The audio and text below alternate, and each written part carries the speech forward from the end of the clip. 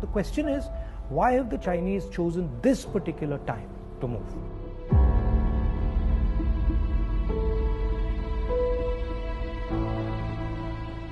What is it about India's situation that has made China act in such an aggressive way? What is it about this moment in time that has allowed the Chinese to have the confidence that they can move against a country like India?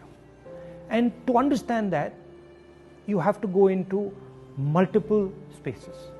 Countries are protected not by one particular thing, but by a confluence of forces, by a confluence of systems.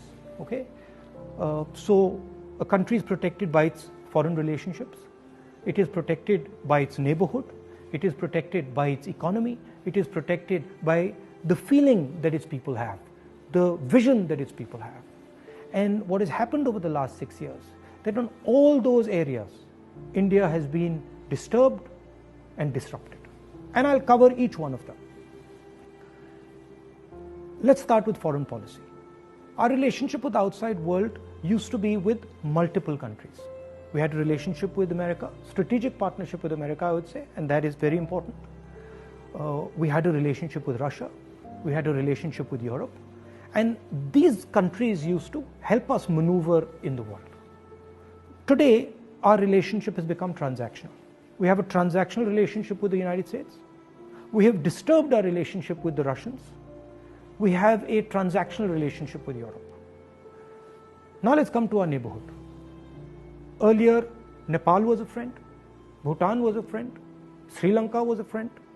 Our neighborhood, other than Pakistan, was working with India and saw itself as being partnered with India. Today, Nepal is angry with us. If you go to Nepal and you speak to the Nepali people, they're furious with what has happened.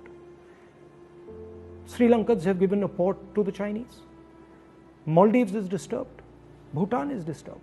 So we have disrupted our foreign partners, we've disrupted our neighborhood. Now let's come to the economy.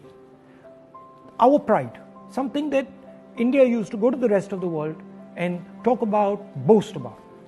Worst economic growth, 50 years, no end in sight, absolute disaster, unemployment highest in 40-50 years.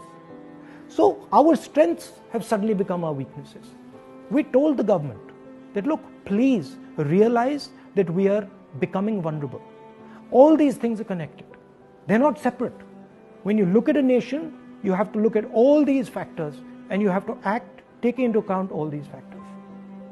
We told them, listen, for God's sake, inject money into the economy, fire the economy, and do it immediately. Protect the small and medium businesses. They refuse to do it. So today you have a country which is economically in trouble as far as foreign policy is concerned, in trouble with its neighbors. And that's why the Chinese have decided that this is possibly the best time to act. And that is why they have acted.